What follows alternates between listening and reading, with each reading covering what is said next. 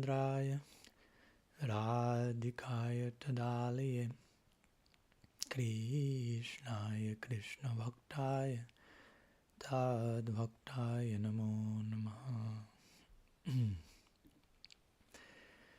Good morning to all of you. And we are continuing today with our series of lectures of Radical Personalism. Today is the 10th lecture where we will be talking about non-dual thinking, part 2, learning and complementing from other traditions. But as usual, let's make first one brief recap about last lecture, first part of non-dual thinking, where we talk about how everything is one but never impersonal. So we established this point that our Gaudiya tradition is a non-dual tradition, but this is not the same as radical non-dualism or Advaita Vedanta, nor it is the same as dualism as a materialistic, fragmented framework, so to say.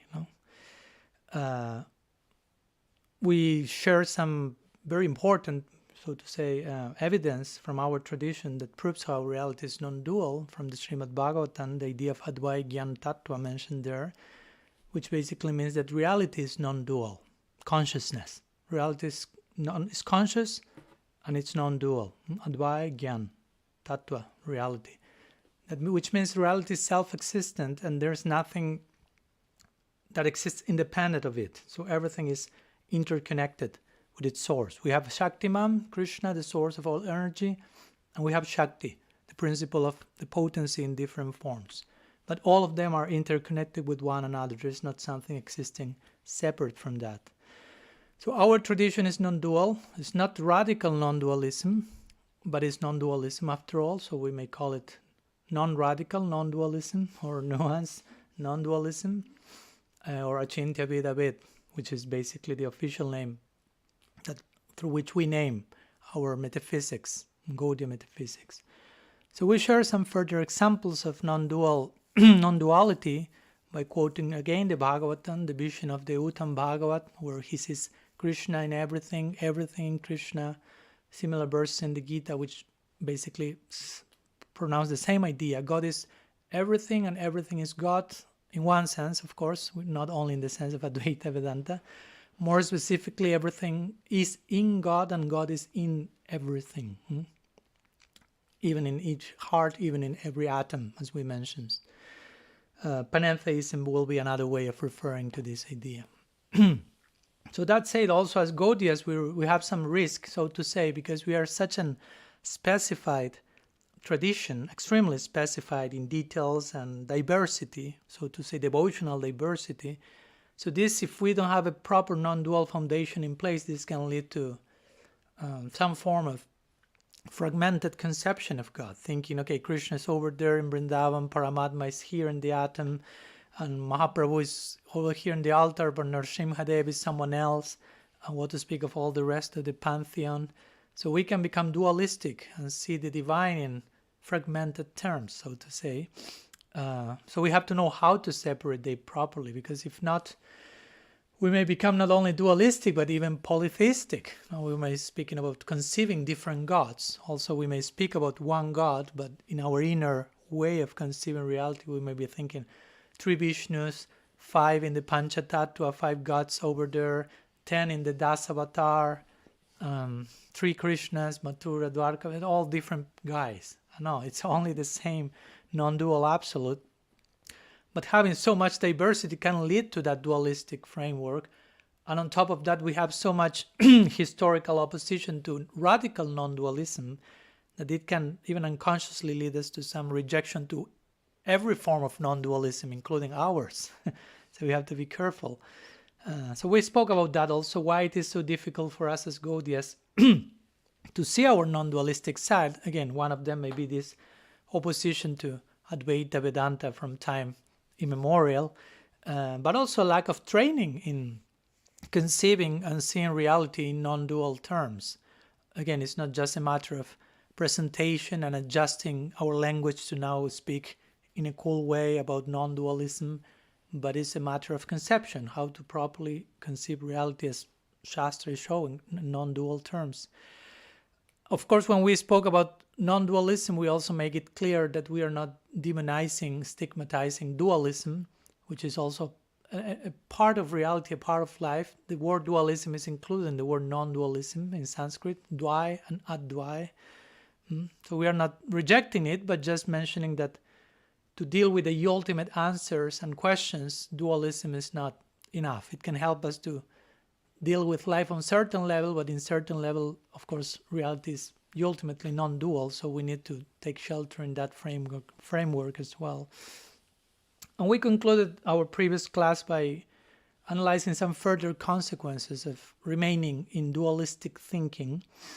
And when I say dualistic thinking, I'm not referring, for example, to Madhvacharya's Dvaita philosophical system. He's not dualistic, he's just proposing a system which opposes Advaita Vedanta. So I make it clear when I'm saying dualistic here, I mean fragmented consciousness as we may exhibit as conditioned souls.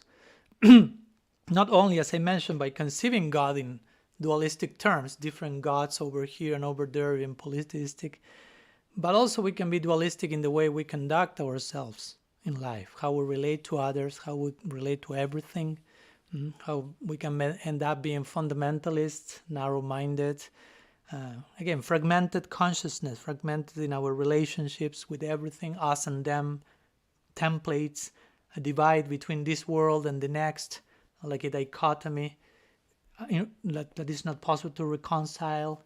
So all these are types of dualistic patterns, not like some whatever lack of capacity of relating with this body and the soul, and creating like a very extreme separation between matter and spirit. What on one level Krishna himself comes to the world and validates the existence of this planet, which is nothing but one of his energies, which properly addressed can be a portal into transcendence. So again, we try to warn ourselves about, we have an hyper-personalized theology, but be careful of representing it in a depersonalized way, which is close to the idea of impersonalism, which is the nemesis of radical personalism.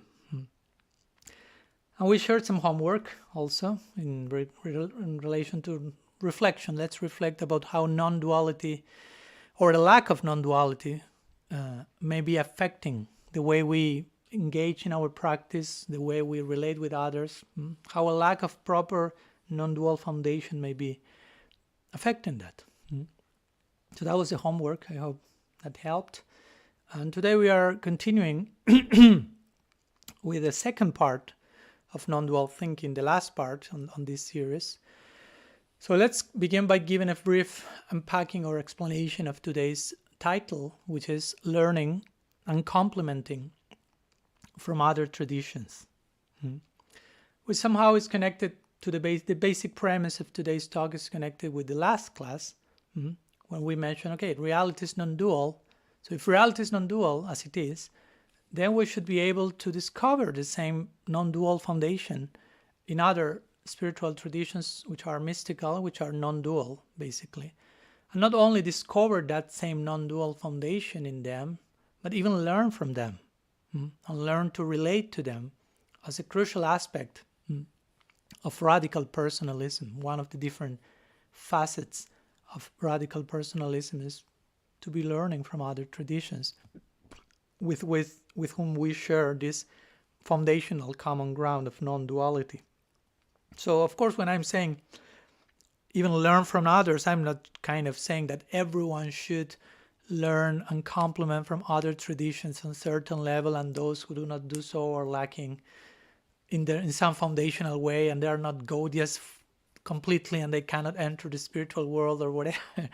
But I'm saying that at least the potential is there. There is a potential to learn from other traditions, to nourish our practice from other traditions in a way that is not confusing and affecting our practice negatively.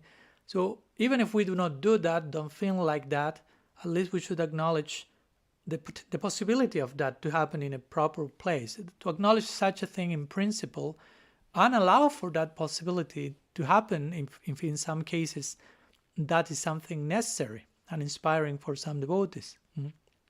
So of course, again, when I'm saying this is not this won't be an excuse to become like excessively New Agey and say, okay, I will learn from everyone. I don't want to limit myself to one tradition, and I take from everyone. And at the end of the day, you are not committing yourself in any direction. Learning from anyone is an excuse to say, I'm not commit with anyone. So we don't want to promote that. Of course, this is not what we are trying to say here. But there is a place to learn. There's a place, to learn from the diversity of other traditions with maturity of vision. As Bhaktivinoda Thakur will say, like he went to a church or to a mosque and, let's see how my Krishna is being worshipped here. So he's connecting the dots. Okay, my Krishna is here, but he's being addressed, worshipped a lot in this particular way. And again, there is place to acknowledge that, appreciate that, and even nourish our own sadhana and conception from that. Because as we already said, remember, how you see anything is how you see everything. So how you relate to something speaks about how you're relating to everything else apart from that something. It's not that something you can totally separate. So in this sense, it's really all or nothing. I like grays, but sometimes black and white have their place as well. So it's how you see anything is how you see everything. In other words, either you see the divine in all created things, in all mystical traditions, or you don't see the divine anywhere at all. It's not I only see the divine in my tradition and all of them, the rest are devoid of that. Then that speaks of how little you see the divine in your own tradition. So it's all or nothing in this case. And gradually we should evolve into that direction. Especially for us who are monotheistic tradition, we should be the first to recognize God is one. There's only one God. There are not many gods.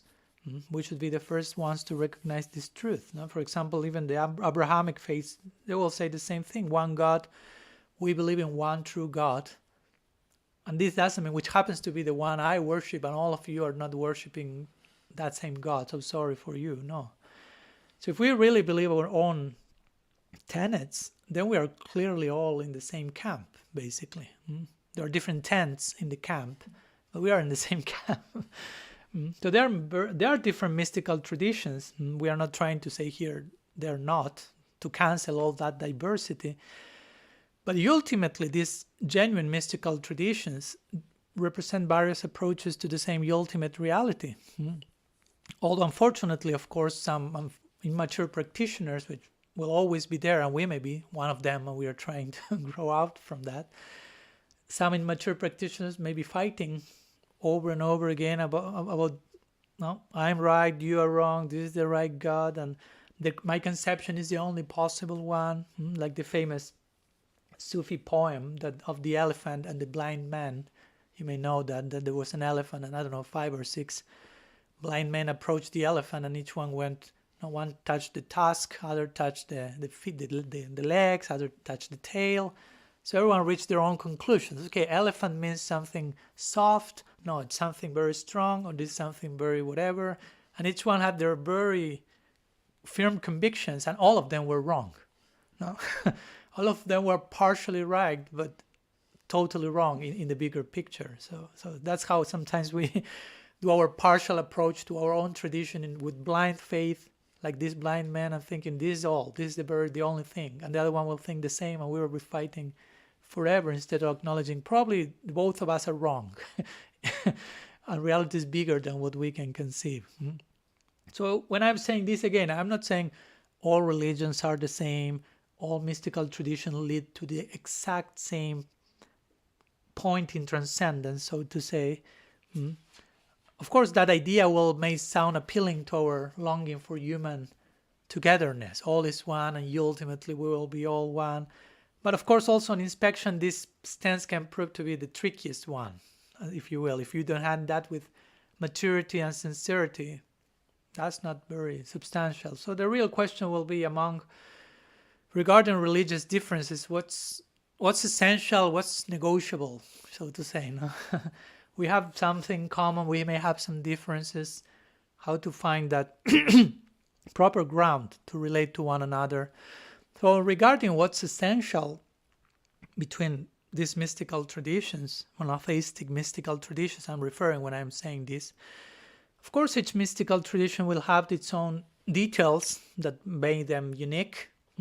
But I will say that before entering into the details that make all of these traditions unique, even before entering the very details of our own tradition, it's important that first we learn to understand there is a non-dual foundation.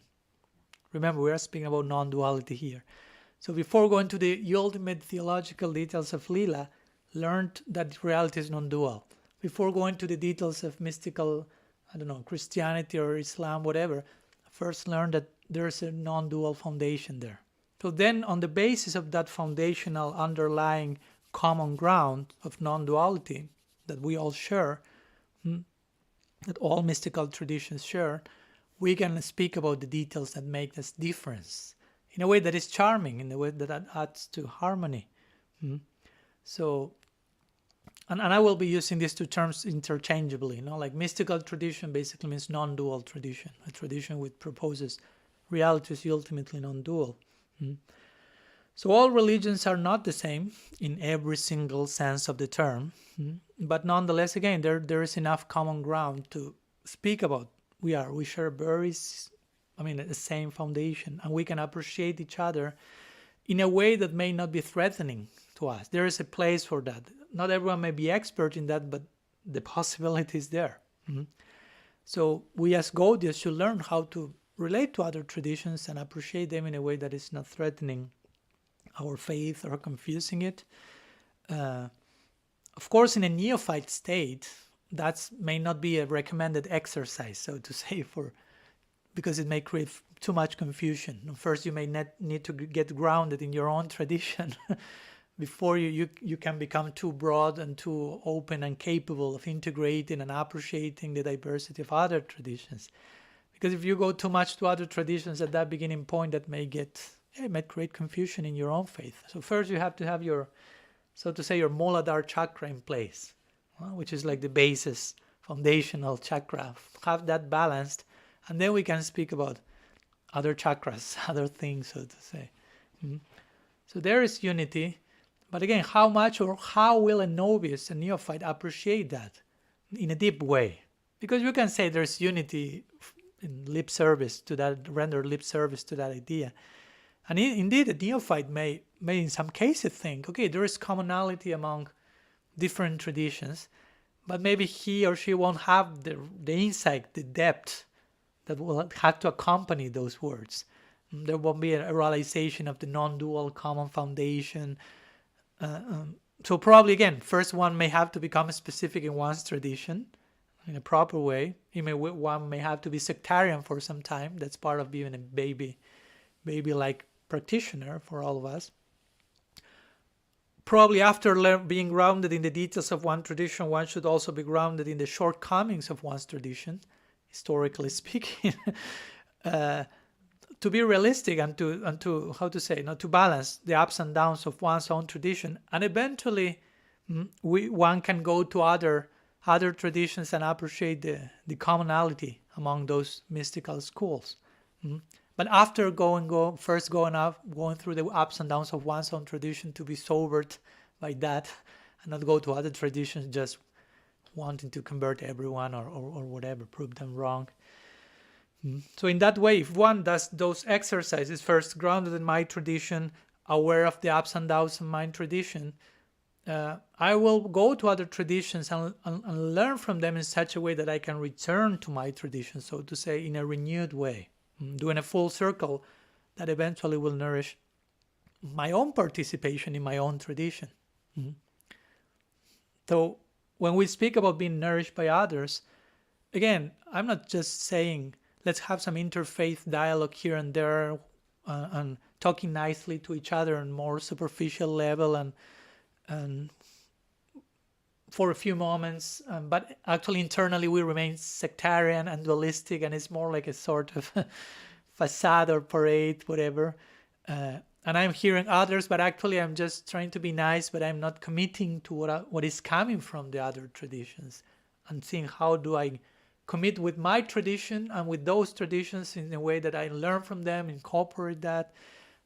So again, all this is to talk about learning from other traditions has to do with deeply discovering the essence of my tradition being expressed differently in other schools.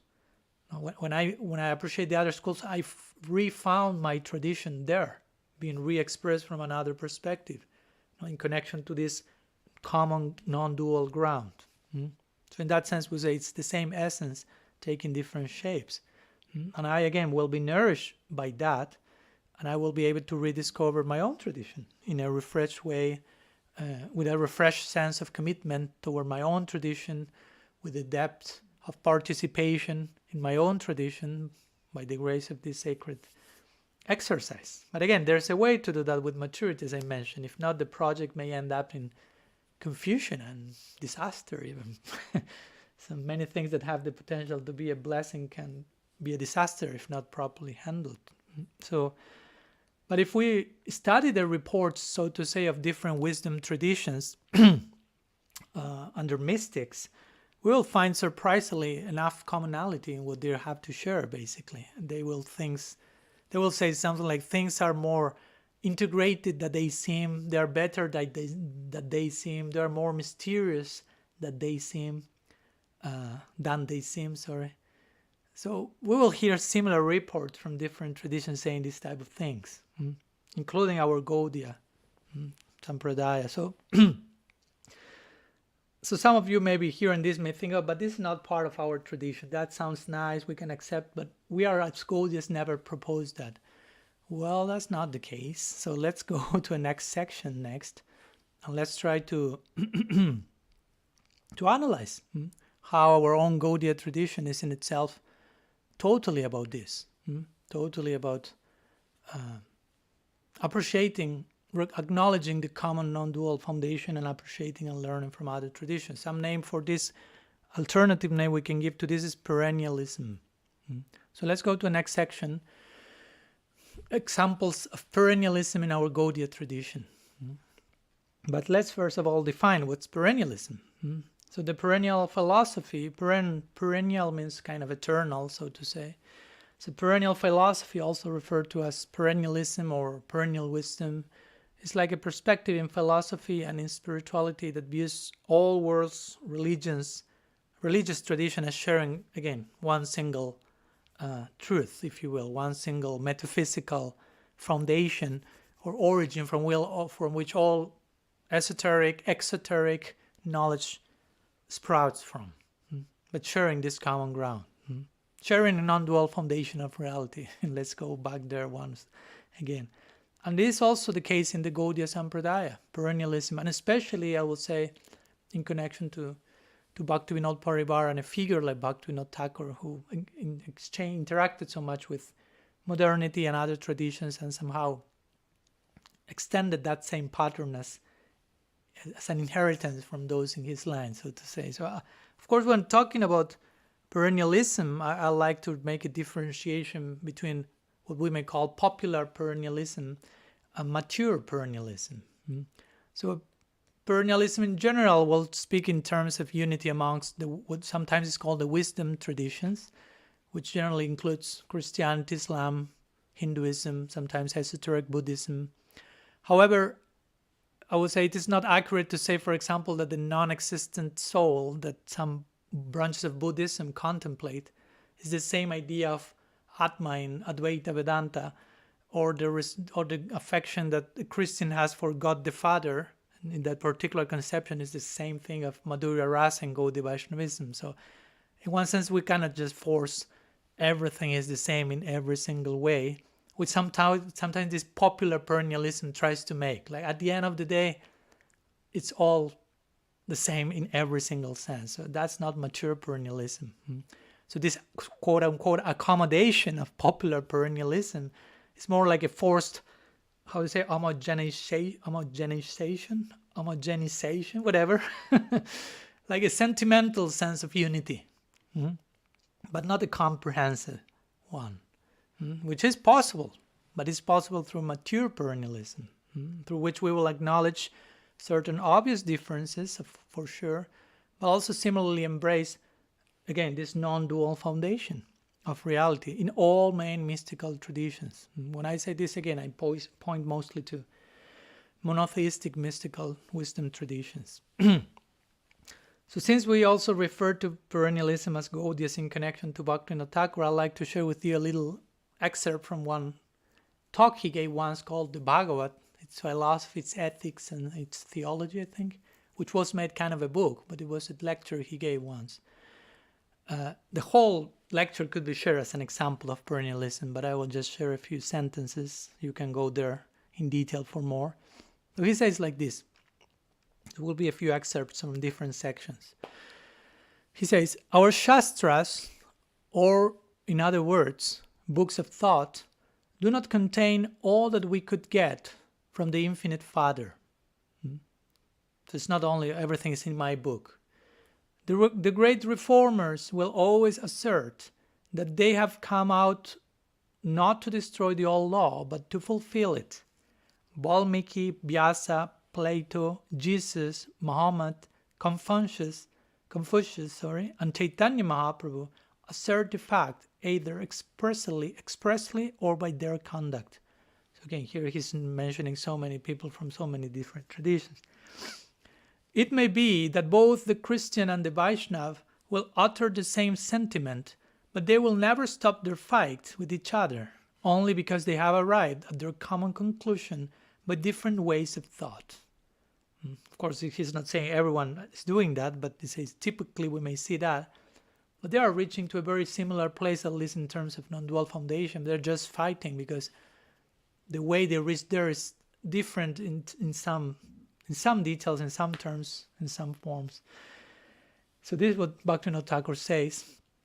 Some devotees may say, well, but that was Bhaktivinoda Thakur in his early days before being officially initiated as a Gaudiya Vaishnava, so he had that type of mood. But then he became more kind of sectarian or more concentrated on his own tradition.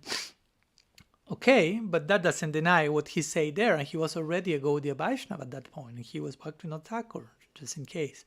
So, and even if you want to take that as a stage that he went through that stage, that filter. And we can see that he's gone through so many filters in one single lifetime, which is kind of surprising. It's not common to see that. And with that, he's showing that even if you want to see that, okay, and at some point you may be even more absorbed in your tradition exclusively, there is place to go through that. And also there is place to, in other cases, to continue appreciating and relating to other traditions in advanced stages. It's not just, okay, that's only for the beginners. Eventually it's not that every single journey will express itself in the exact same way. So there is place even to appreciate and learn and relate to other traditions in very advanced stages of our practice. So that's a reply to that particular argument. No, let's just miss that because that's what Bhaktivinoda Thakur in his non-officially, fully fledged Vaishnava, whatever. And we will see how this principle is in many other parts of our Gaudiya tradition, even before Bhaktivinoda Thakur. So let's share some examples of that. Other ways to speak in terms of perennialism in Gaudiya Sampradaya will be through the term Sanatan Dharma.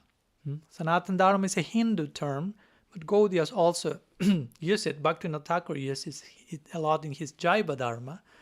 Sanatan Dharma means kind of something of eternal function of the soul, so to say. And for the Vaishnavas, there is only one Sanatan Dharma because the soul all souls are one in terms of constitution, so the function of the soul is the same for all souls.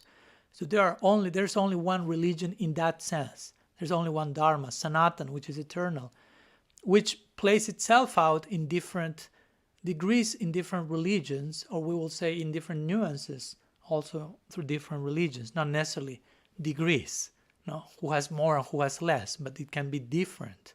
But all are Sanatan Dharma expressed in different ways. So we Gaudiyas have this type of universal conception in terms of Sanatan Dharma.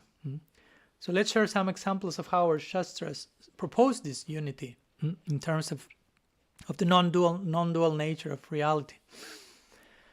So to begin with, comes to mind a term from the Maha Upanishad. We say Vasudhaiva Kutumbakam, which means there's no more than one family. The world is one family, which somehow is speaking in terms of all is one. We are all sharing something in common, that makes us part of one family. We share a common father, if you want to talk in family terms. Krishna says in the Gita, Ham bija pradapita, I'm the seed-giving father. So we all have the same universal father, so to say. We are part of one family.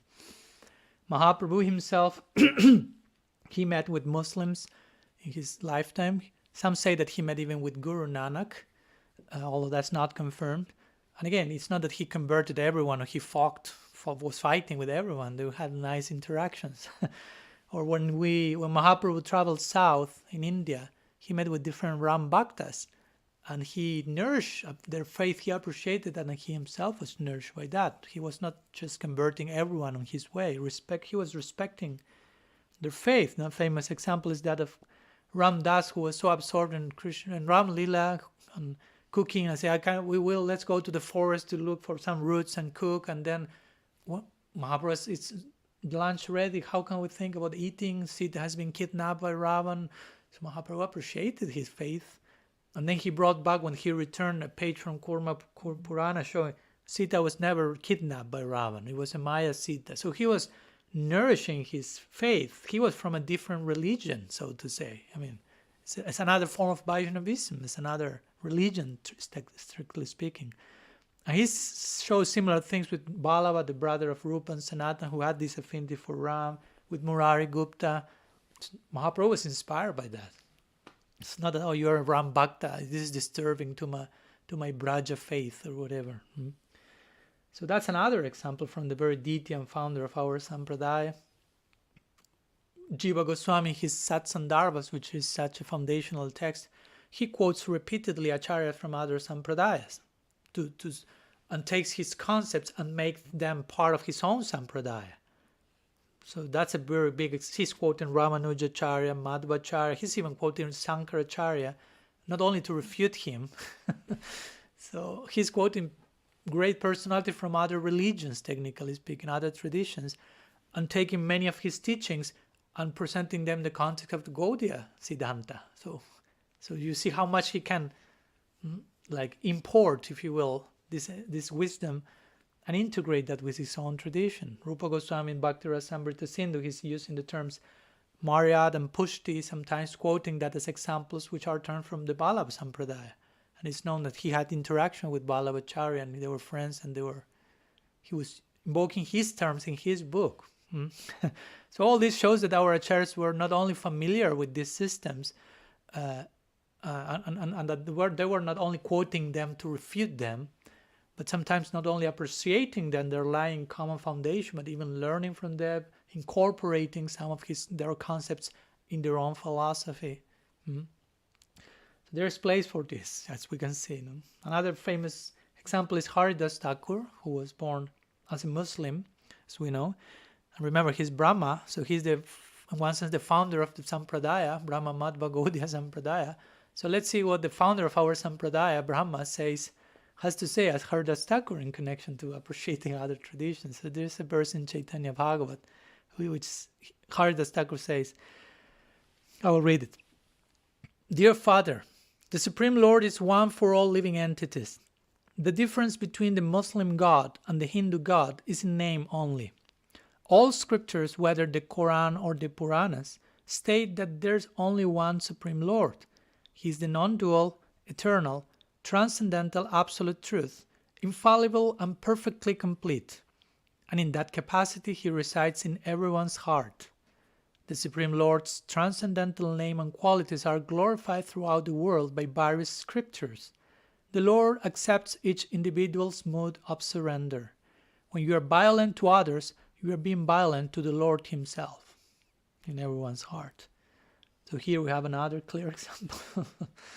And another very important example that I always like to invoke in this regard is the one found in Brihad Bhagavatamrita, which is basically the first book in the Gaudiya Sampradaya. If we conceive Gaudiya Sampraday's beginning with Mahaprabhu, the very Goswami Grantha, the first Goswami Grantha, or books from the Goswamis, Sanatan Goswami's Brihad Bhagavatamrita. And again, that's the first work of the Sampradaya, which kind of sets a clear precedent for many things. The main character is in Sakya Rasa, which shows the possibility of that. but also things like this. Gopakumar, in his journey toward Braj, as we know, he goes through different layers, planets, personalities, religious conceptions. Srila Samras will say he goes through different paramparas before he reached the Braja Lila. And he's inspired by their faith. Like when he finds Hanuman in Ayodhya, he doesn't try to convince him, come with me with Golok, or Hanuman doesn't try any of the same thing. He actually asks Hanuman, chant the glory of your Lord. And Hanuman starts to glorify Ram. And Gopakumar sees his faith in Braja Krishna nourished by that. And then the opposite happens. Hanuman says, glorify Krishna. He starts to glorify Braja Krishna in Sakya Bhav. And Hanuman says, Jai Sri Ram. So this is the perfection of the inter-religious dialogue, so to say. No? Because both of them understand we are speaking about the same person. Now, the Lord of Gopakumar's Lord and Hanuman's Lord are the Lord. No? So not only they appreciate each other, not only they tolerate each other, they're nourishing each other through that exercise. So we have this non-dual foundation with all is one, all is part of the same project. Famous verse in the Gita, 4:24. Some of you may know it. This ritual is one, the food is one, we who offer the food are one, the fire of hunger is one, all action is one, we who understand this are one. Bhagavad Prasad Ki Jai. So this is a verse that speaks about how everything had the potential to be part of the same project. That's part of developing a non-dual thinking. Everything is can be totally connected. It's totally connected and has the potential to be engaged as such if we develop the proper appreciation. So this extends to other traditions. Indeed, in our Bhaktivinoda Paribar, we have these Siksha Paramparas as shared not only by Bhaktisiddhanta Saraswati Thakur, but even Baladev Vidyabhushan before he did so. And in this Siksha Parampara, personalities like Ramanuja and Madhvacharya are included, which in one sense we could say Ramanujacharya is not part of the Gaudiya Sampradaya, but he's put in the Parampara. No? Again, he's from another religion. Now, imagine if someone puts Jesus Christ in one Siksha Parampara, some Gaudiyas may like, what are you doing? But if they look at their own Siksha Parampara, well, oh, Ramanuja is here. That's not the same religion. But they are included because they are enriching our own school. They're nourishing our prospects. So following that line of thought, I can and I will and I do respect someone like Thomas Merton, for example, because I'm nourished by his contribution and life example and many other personalities. But at the same time, I may not fully respect someone from the Gaudiya tradition if that person's example mutilates and distorts the real teachings. So that can happen. Bhaktivinoda Thakur will even speak in terms of Kali Chelas, or disciples of Kali Yuga who appear disguised as Gaudiya Vaishnavas, but actually are agents of Kali, so to say. So at this point, of course, someone may ask in a valid way, but if we expose ourselves to other traditions, that may create some scars, impressions in us from their conception, from their mood, and that somehow may affect or divert our Gaudiya focus or conception or mood, whatever. It may create some confusion on some level. Some may ask that. And again, as we mentioned, for a beginner, that may happen. So there's place for having a proper boundary in certain stage. But again, there's place for that experience in a healthy way, as we already mentioned. And when we speak about some scars and being affected by the influence of others or receiving those impressions, I will say, please bear in mind that some scars, not only the impression you receive from that other creates in us, but how we choose to receive those impressions, how we choose to process some scars. That will be the most defining aspect of all. Not only what comes from the other person, but how you choose to incorporate that in yourself. So my point is, there is place to incorporate those influences in a way that nourish our practice. So again, following this line, we can properly associate with a mystical Jewish person, if you will, a mystic Jewish, in a way that beautifully nourishes my Gaudiya faith. And we can associate with another Gaudiya in such a way that is interfering with my inspiration in Gaudiya Vaishnavism. So what's more comprehensive, what's more favorable in that sense?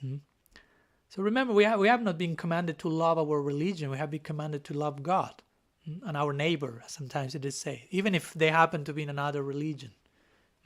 So let's bear that in mind. So some thoughts about examples from our Gaudiya tradition in connection to this idea of perennialism. So let's continue with the next section, which we will, of course, continue evolving around this idea of not only appreciating our traditions, but especially let's concentrate now on being nourished by them. So let's speak about theological cross-pollination and the possibility of complementarity. So as we already mentioned, each tradition has a goal. Each goal is an ontological possibility of its own, and it's okay, no problem. Gaudiya Vaishnavism has its very distinctive, unique goal in eternity, prospect. But again, as we spoke last class, if we don't deal with such specificity properly, this can lead to dualism, this can lead to polytheism, this can lead to fanaticism or elitism. No? And my goal is like this, we are so sophisticated in that and that. So if we try to integrate and learn from everyone, also mention that, the other extreme. One extreme is I absorbed in the details of my tradition and become an elitist. Other extreme is I try to integrate other wisdom traditions without having proper grounding in my own tradition. And that can become quite confusing. So all these dangers are there. But as we already mentioned, there is a middle point and there is a common ground between different traditions. And there's the possibility, again, not only of tolerating them and them tolerating us, or appreciating ourselves on a superficial level, but even being nourished by them. What we may call cross-pollination, which is not necessarily a theological term, but we can employ that in that term. Cross-pollination has to be with the pollen being applied from one flower to another and creating these differences, different samskars, flowers, samskars, if you will, and influences, cross-pollination. So there's a possibility of theological cross-pollination. And I believe that the part of what we may call emerging Gaudiya Vaishnavism should become mature enough to engage in this theological cross-pollination without necessarily losing its defining features. It's not that this is a risk we will lose our Siddhanta by doing that. But actually, by doing that, we will enrich, we will expand our own understanding by proper integration. It's all about always proper integration. And again, I'm not saying this for every single member of the Sampradaya has to be doing that at some point, not even that, but at least some should be engaged in that process to show that this is possible and how it's possible. So, as we already mentioned, by engaging in this theological cross-pollination, this can lead to a rediscovery of our own tradition, which sometimes is very needed. Many participants of the Sampradaya are somehow stagnant, bored with their tradition, losing sight of the varieties and depths of possibilities. So this is one way to rediscover your own tradition. Again, whether we are inspired with what someone else says in other tradition, and then we return to our tradition to find that same element being actually present there, that's another way. You learn from someone else and you realize, oh, that was actually my tradition also. But I needed the other tradition to help me rediscover my own tradition. I was hearing the other Richard Rohr saying that he chooses to use the word non-dual, although in Christian lingo, they mostly will express in terms of unitive consciousness. But he feels non-dual fits better. And he said non-dual is a term from Hinduism. But it's helping me to go back to my own term and explain and understand it better. So there's no harm. We can do that. So we can, again, go to other traditions and go back to ours and realize, oh, that was in my tradition. Or we can even go to other traditions. We can enrich our own practice with elements from other traditions that were not present in our tradition at all, but which can be naturally adapted. There's also place for that. An example, classical example, is the idea of lectio divina in Christianity, how they approach scripture. This is not something that has been part of the Gaudiya Vaishnav's standard of reading Shastra, but it's possible. You can read Shastra, one section, and then reflect what's the meaning of this line, and then pray, what's the meaning of this line for me? And then further pray, Krishna, what's for you the meaning of this line? And for you in relation to me, and then hear what here. So it's a more contemplative, revelatory, epiphany-like approach to Shastra, not to replace the way we would do, but it's a way that can be naturally adapted. It's not going against the substance of our Sampradaya. So my point is we should be able to go to other wisdom traditions and then go back to our tradition and rediscover our tradition with the help of other traditions. It's possible, at least accept that there is such a possibility. So we can stop seeing other traditions merely as a competition, so to say. Or something that needs to be defeated in argument, in debate, or something that needs to be proven inferior. So again, in non-dual terms, we are all on the same project. If we are all mystical non-dual tradition, on that common ground, we are on the same project. Another example that comes to my mind that I recently learned, here I'm in a place where there, of course, Native Americans were the original inhabitants of the area. So it's in the language of Native Americans, there is no word for art. The original word. Because why? Because for them, everything is art. So why will refer to that as something different from everything else? So they don't have a word for that.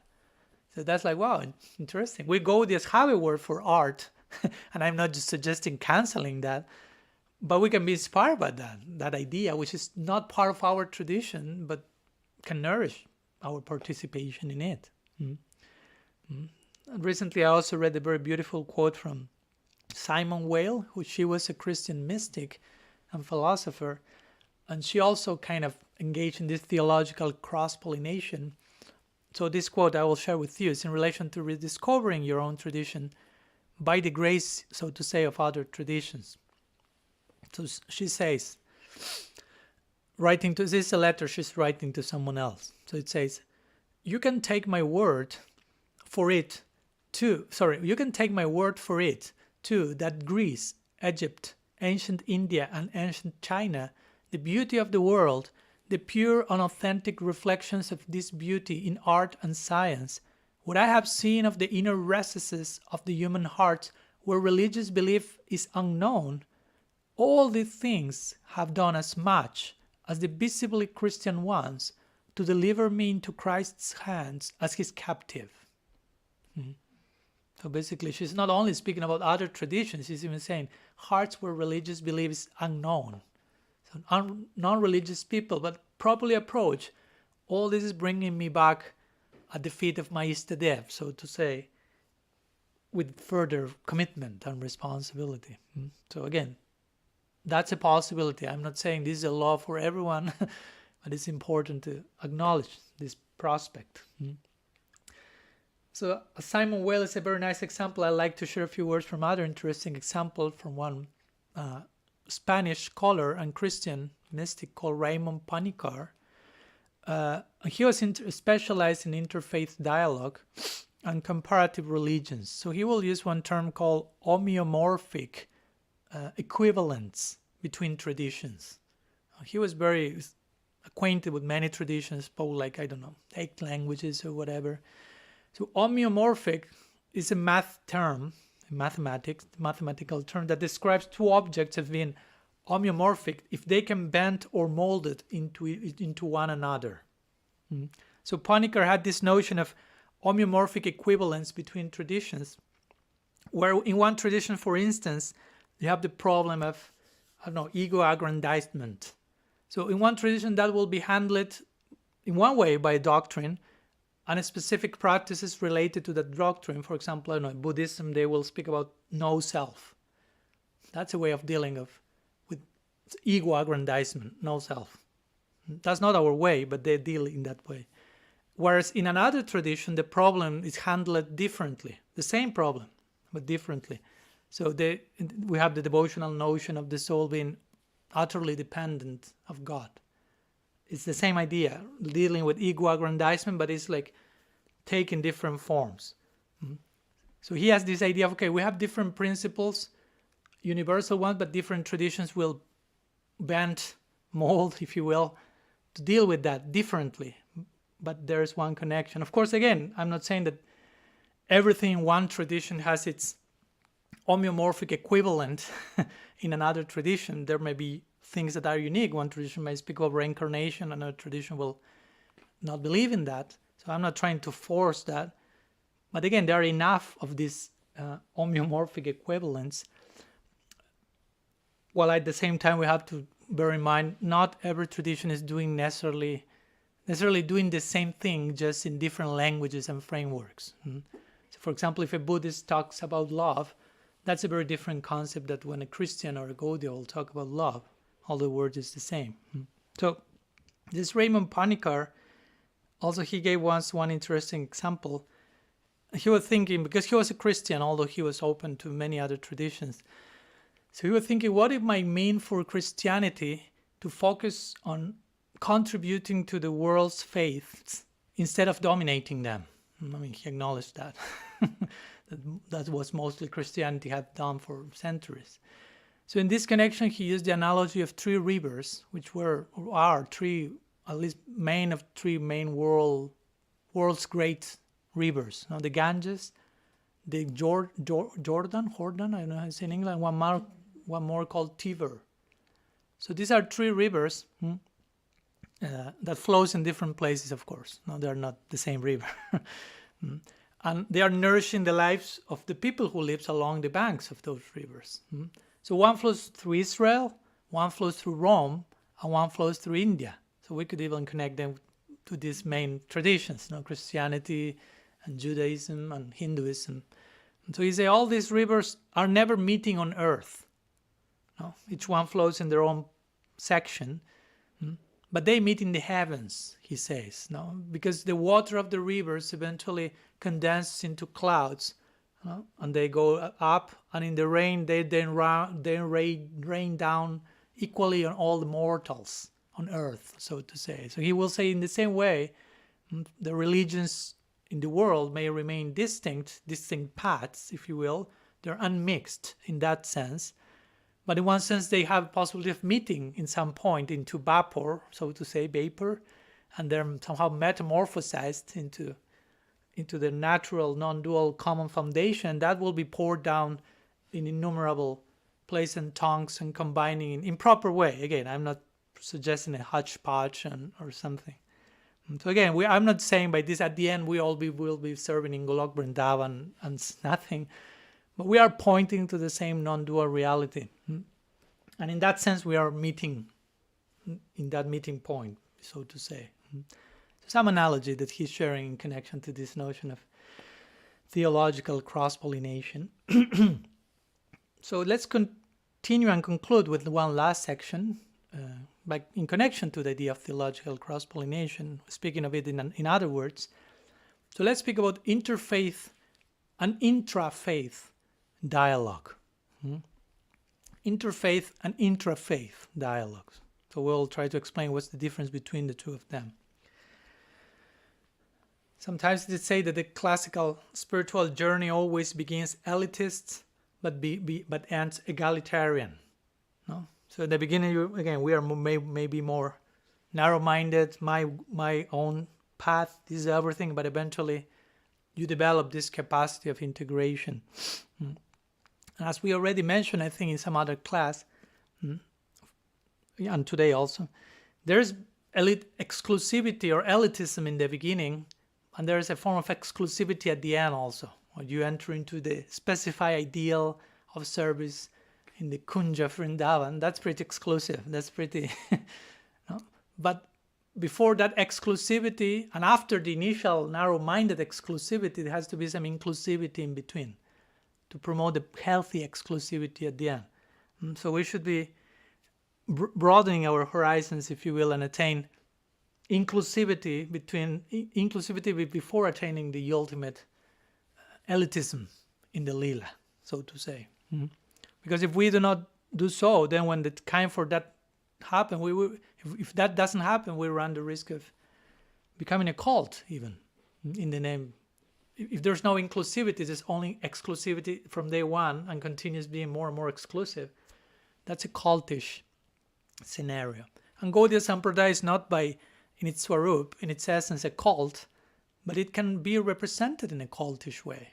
And it can be seen as such by many, even by us, or represented as such. So that's not the idea. So something that makes for a cult, it's that the cult is always self-referring.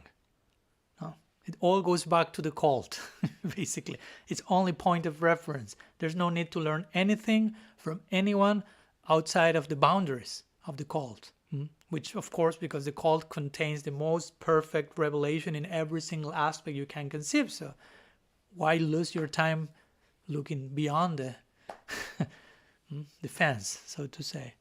And again, it's interesting because if you make a study, almost every cult starts in a very innocent way, an even genuine way, but it ends up being a cult, becoming cultish. So it's a lesson there, no? I mean, some things can happen in between that if you don't work with that properly, cultish template comes. At least in some sections. So one way for us as Gaudiyas, we have to deal with this. I remember when we spoke about Apa Sampradayas, we mentioned Gaudiya is a Sampradaya. It's not Gaudiya Apa Sampradaya, but there may be Apa Sampradayic expressions of the Sampradaya. And we may be performing them, representing them.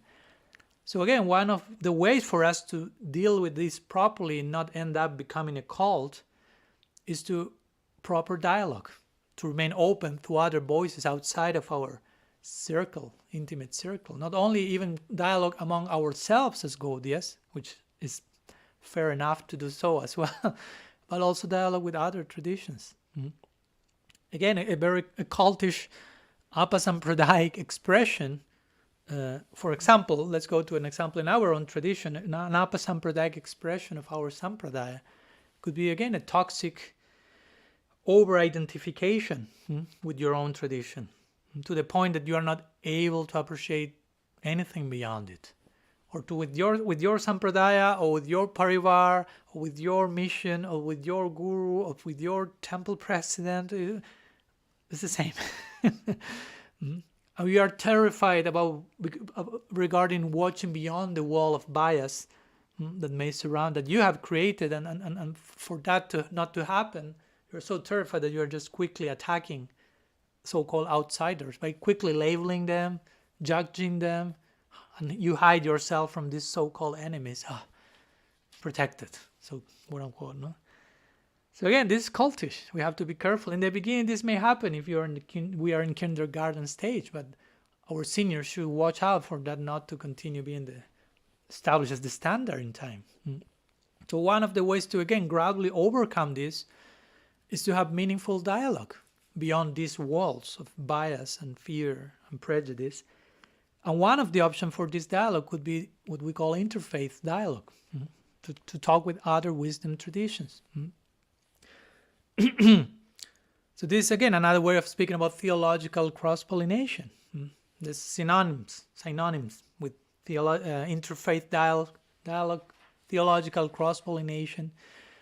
But interfaith dialogue, just to make a play of words, if you want the interfaith dialogue, first you have to have intrafaith dialogue.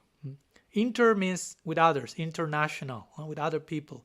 Intra means with yourself. Intra means inter, like internally, go inside. In other words, how to say? As I mentioned, interfaith dialogue doesn't mean get together with other people for traditions and look nice for the picture and open-minded to the rest of the world, but actually in your mind you're trying to convince them about the superiority of your tradition, getting more people on your side. That's not interfaith dialogue. How worthy is my tradition above yours? Again, interfaith dialogue means theological cross-pollination. But for this to happen, again, before interfaith with dialogue, before going and talking to in other traditions, there has to be intrafaith dialogue, then interfaith dialogue, and then a second further intrafaith dialogue. So what do I mean by that? Let me explain myself. before having interfaith dialogue, before talking to others, first you have to have a dialogue with your own tradition. In other words, become familiar with your own tradition, as we mentioned, be grounded in who you are as a Gaudiya in this case. Know your tradition properly so you are not confused when you speak with others, so you are able to detect the common non-dual foundation. So you don't see them in a dualistic way or they're different in every sense. You can find common essence and be open and be respectful. But first you have to be grounded in your own tradition for that to happen. So that's the first intrafaith dialogue. Dialogue with the Gaudiya tradition as a Gaudiya, so to say. Then you are ready for interfaith dialogue. You can expose your faith to others, respect that, appreciate that, not be confused in your own faith, ideally being nourished.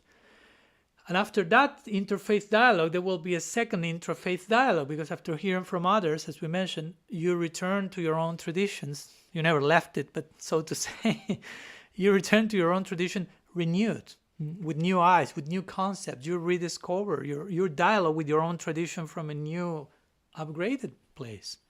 So you will have new tools, new ideas, new inspiration to rediscover your own tradition with the help of other traditions, quote unquote other tradition. Because how much a tradition is other tradition if it's nourishing my understanding in my own tradition? How much I can call that other tradition if it's helping me to go deep in my own tradition? In one sense, again, there's the same tradition, at least in terms of non-dual foundation. And then come the details of diversity that create the charm as well, for sure. So, of course, if we allow ourselves to this type of intrafaith dialogue, and we allow ourselves to draw inspiration from other traditions, again, part of the challenge or part of the commitment is with not only with them, by hearing them, respecting, appreciating, but again, by my own tradition. When I'm going to dialogue with other person, it's not that I'm being unchaste to my tradition. Actually, I'm increasing my commitment, because the idea is I'm approaching this mystical Christian or Jew or Sufi. How do I rediscover my own this in my own tradition? What they are saying, how this helps us to nourish my own faith as a Gaudiya. Because again, there's diversity, but there's unity. So we are sharing enough common ground as to allow myself to be nourished by them. So again, if other traditions are helping me with my tradition, in one sense, they are not different traditions. In one sense, at least not totally different. And we are promoting radical personalism, which is about developing non-dual appreciation, but also appreciation of the uniqueness and diversity of each, not only individual, but tradition as well, but on the basis of enough common ground. So everything has to be in place. And those endowed with this so-called, to say in some way, like contemplative faculty, in any tradition, those who are able to appreciate, draw, be inspired, they are those who are the ones who are capable of seeing beyond the formalities of any tradition and take the common essence. They are the ones who are able to see beyond the formalities of their own tradition to begin with and understand their tradition in Saragrahi-like terms, essential-like. And then they will be able to see that same essence in other tradition and deliver that essence in a refreshed form constantly. And those people are the real representatives of a tradition. And of course, one point that I think important, another way of speaking about intrafaith dialogue, apart from the ones we mentioned, will be to, again, going back to the idea of having a dialogue with our own tradition. And this is not only me getting grounded as a Gaudiya, but also learning to talk as Gaudiyas between ourselves. How much we are having that proper level of dialogue and conversation from Gaudiya to Gaudiya. That's another way of speaking about intra-faith. That I'm talking with my own tradition. I'm talking with the members of my own tradition. Because I don't want to, in the name of talking to other traditions, I don't want to forget talking with my own tradition, because that can be also a form of spiritual bypassing. I love diversity and all these traditions, but I'm not able to look at the face to someone from my own tradition if if he's from the other side of the street or something like that. No, so that's possible. No, I'm open to appreciate the beauty of other traditions to avoid dealing with the own mess that I have at home, as member of the Gaudiya Sampradaya. So I think it's important that we as Gaudiyas learn and continue relearning. This Gaudiya Vaishnavism is all about love, ultimately. But unfortunately nowadays there is some kind of uncanny disconnect that you can see in the Gaudiya community between talking about love and showing love in motion in the way you relate to others. No, I mean, we can speak about love relatively easy. But to show love in motion, to embody that in our interactions, that demands much more from all of us. And again, how you do anything shows everything, speaks about everything. So love emotion is something to demonstrate at all times. It's not just once in a year, once in a week, once in a day. It's at every single act you are performing. And probably a good way to begin to speak about where to start to show love to each other is, well, let's go to one of the most basic levels: dialogue, conversation, cooperation. Cooperation is the beginning of love in one sense.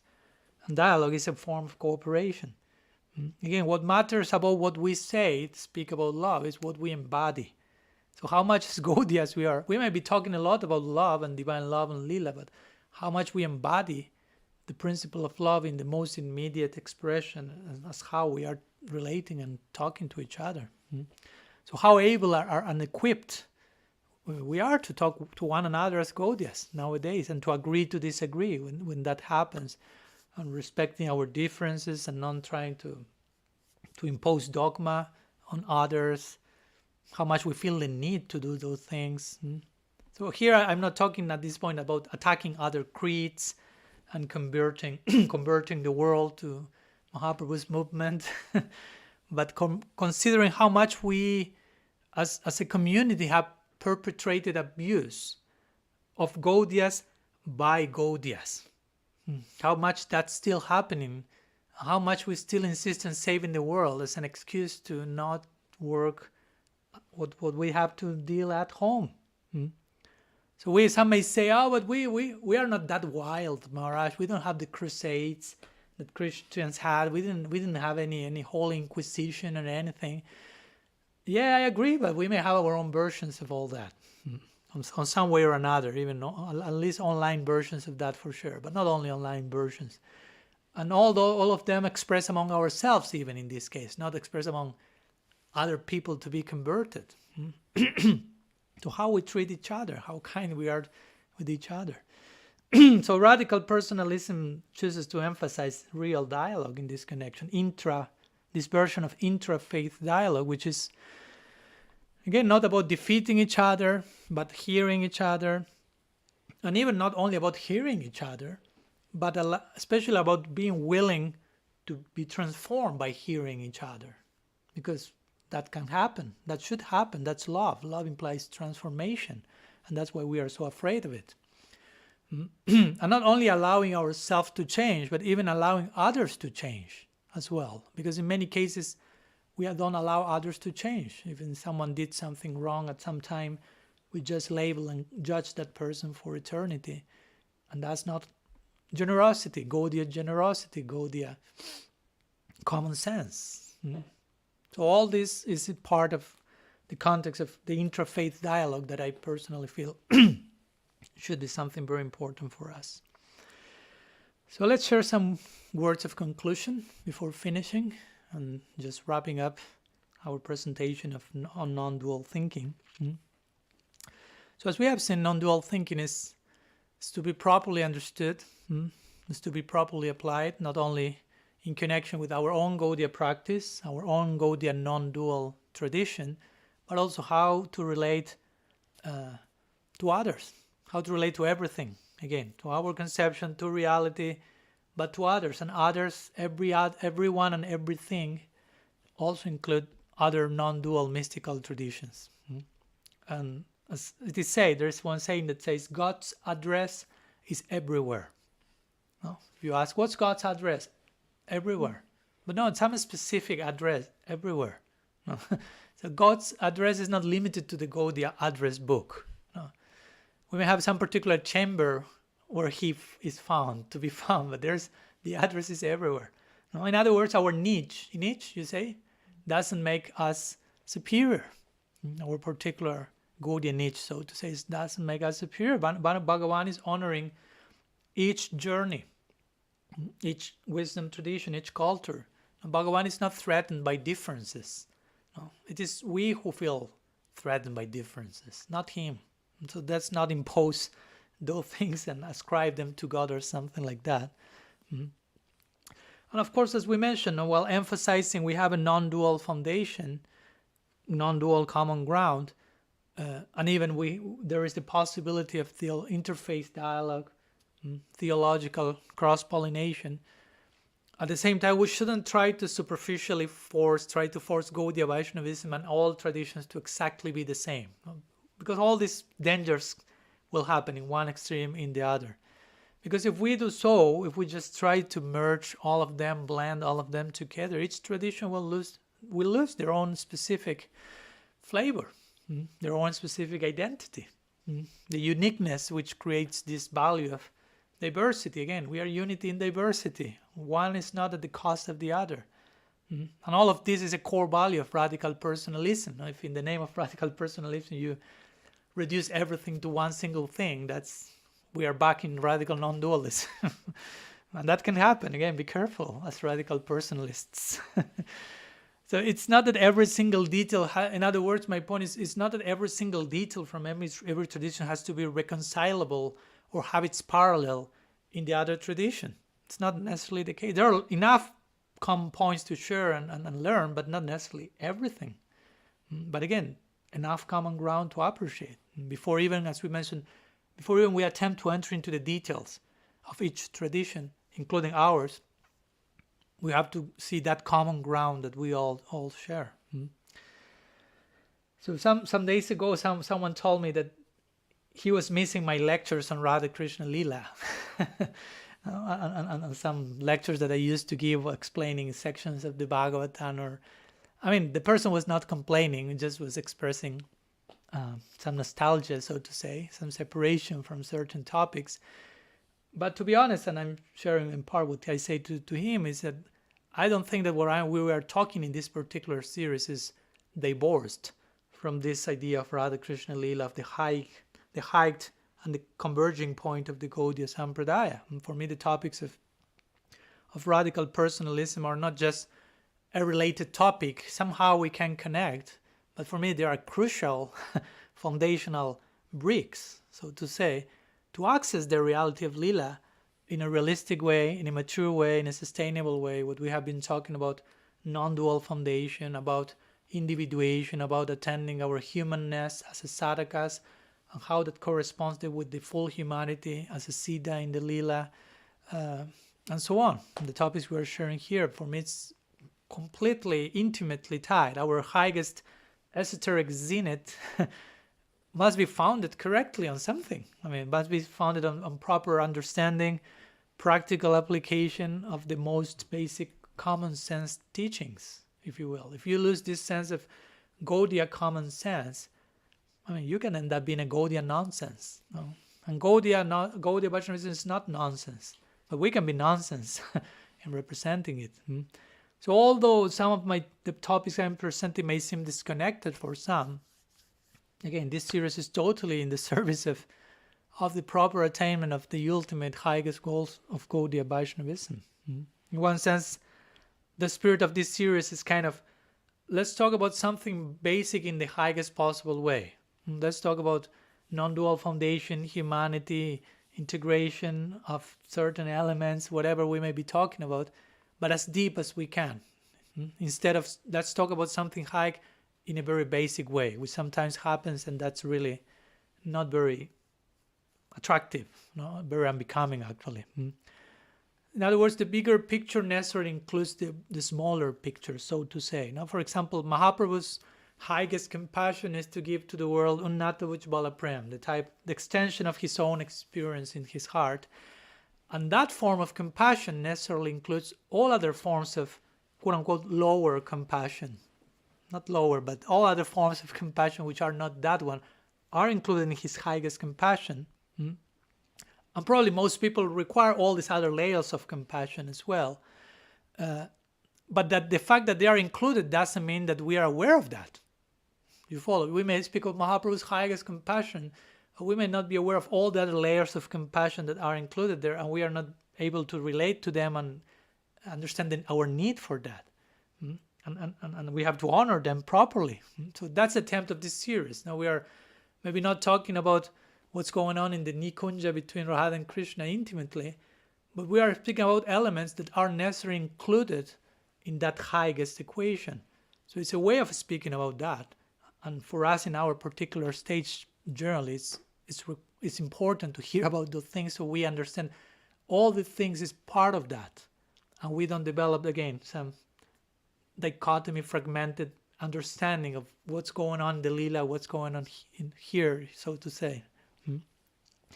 So we'll continue talking about, we're finishing here our section of non-dual thinking, but somehow this will be a permanent theme, all-pervading topic in the next section, some of them at least, that we will talk in the future on contemplative prayer or knowing through unknowing and darkness. I mean, all that will have a lot of this non-dual thinking foundation. So let's conclude here today and share some homework for those who would like to be good pupils, students. So let's try to reflect on how do you relate with the wisdom of other traditions and how much you feel you can learn and complement from them. It's basically a reflection of what we shared today. How, on a personal level, how do you relate personally with the wisdom of other traditions? How much you feel you can learn and complement from them, and hopefully those answers give you some clear guidance to know what to do in practice. So if there are any questions or doubts, we will continue talking through the thread, through the week. And next Tuesday, we will starting a new section inside this series on Guru Tattva, which will be probably the longest one in the whole series. I think 7 classes at least.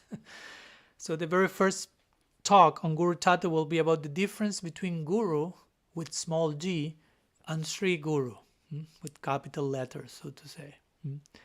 So somehow there is a connection. Again, we are trying to connect one topic to the other, individuation and non-dual thinking. We already talked about individuation, which had a lot to do with diversity and uniqueness, specificity. Now we have talked about unity and non-duality.